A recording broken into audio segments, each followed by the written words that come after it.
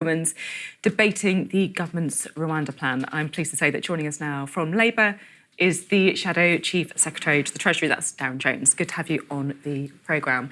Before we start talking about immigration, about Rwanda, I want to talk to you about the Post Office. It's dominated the news agenda. We've seen, of course, Paula Venables, the former Chief Executive of the Post Office, hand back her CBE. Is that something you welcome? Yes, but Paula Venables still has more questions to answer, and she'll have to do that in front of the statutory inquiry in due course. This is an issue that I've worked on for many, many years now, previously as chair of the Business Committee in the House of Commons. And look, I'm pleased that the ITV drama has accelerated the actions from ministers. Some of us have been calling for that for many, many months and years now, not least the victims who were involved. That's good, but there's still clearly much more to be done to bring compensation and justice to those affected. As you say, we've been aware of this issue for years. You've obviously been very across it, working on it closely as well. Why do you think it has taken effectively a TV show to make all this happen? Do you know, that's a great question. I mean, it was probably this time last year that I stood up in the House of Commons on behalf of my cross-party committee in Parliament and said that ministers needed to move more quickly. And they told us that they were moving as quick as they could. Turns out they could actually move quicker because they're now doing that. The drama's taken the public imagination. I mean, having watched it, I mean, it's a hugely emotive show. Even though I know the issues quite well and I know many of the people in the show, the kind of emotion you feel from actually watching it on the screen was clearly evident, and that's moved people, and that's good. But we need to maintain that momentum going forward. Yeah, well, here to that. You obviously just put it over here from the House of Commons. You've been talking about Rwanda. The government won easily today, but this kind of showdown, if you like, really starts next week. Are there any circumstances where Labour could support this scheme?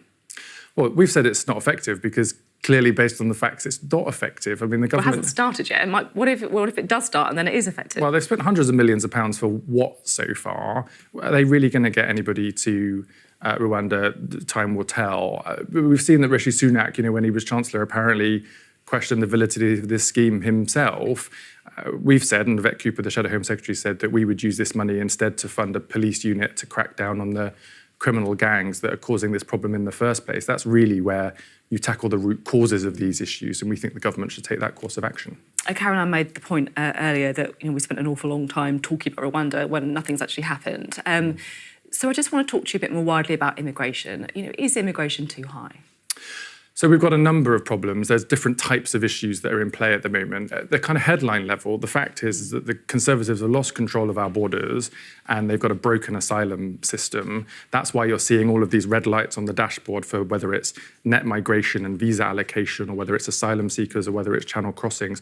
All of it's not working and they need to get a grip of it. But the fact is that Conservative ministers are just arguing amongst themselves about these different policies between different factions and not getting the job done. I mean, take the legislation that's been put forward by the government. The last two bills they put forward to deal with channel crossings, the last one has had to be not implemented because they thought it'd make the situation worse.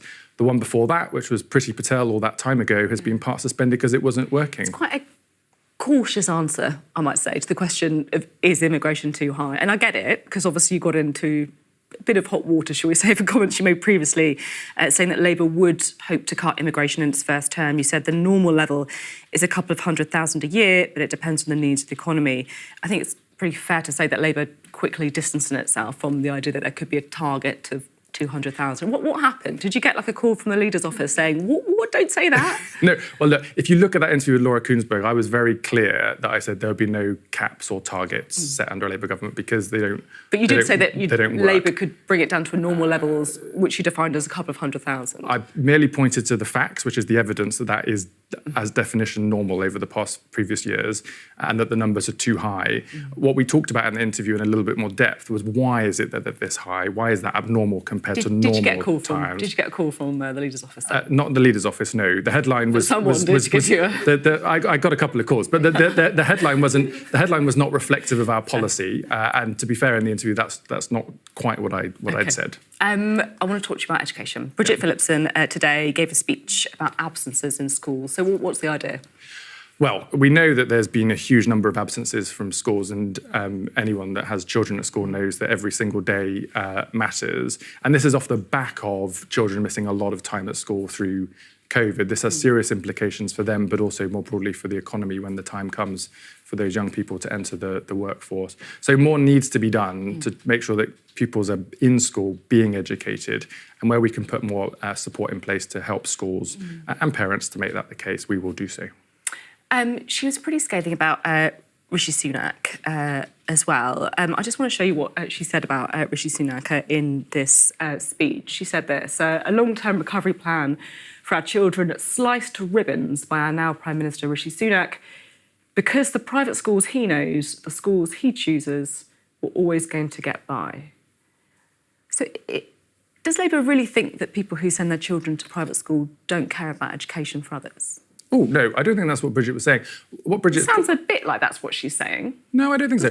What Bridget's referring to there is that private schools often have more means, more money in the bank, more abilities to put in additional support and catch-up lessons and various things. What she's saying there, it seems to me, is that the recovery plan for our children was sliced by Rishi Sunak because the private schools were always going to get by.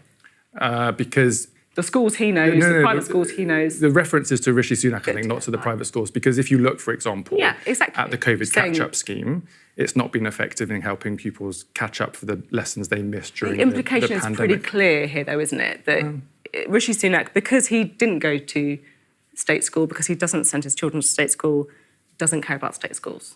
Oh, yeah, no, I think Bridget is absolutely saying that Rishi Sunak doesn't care about state schools. What she's not saying is what you said to me just now, which is that private schools don't care about pupils in state schools. That's slightly different. I said parents who send their children to private schools. And I'm sure parents that send their kids to private schools care equally about parents that send their Just kids to not state Rishi schools. Sunak. Well, if Rishi Sunak cared about these things, he'd be putting more effort into trying to solve some of the problems.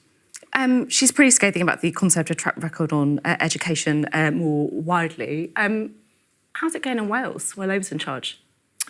Well, Wales obviously get money from Westminster as part of the settlement, and there have been long-held challenges in the education system around kind of investment, and there's been obviously strikes and various things happening across the country. The fact is, we know that there's a problem here that was exacerbated by COVID that has not got better, and we know that it's not just for the benefit of pupils and parents, but for broadly the economy in the long run that we have to get this right. That's why Bridget made this speech today, which was welcomed by many people in the sector, just setting out why this mission is really important for us in the Labour Party.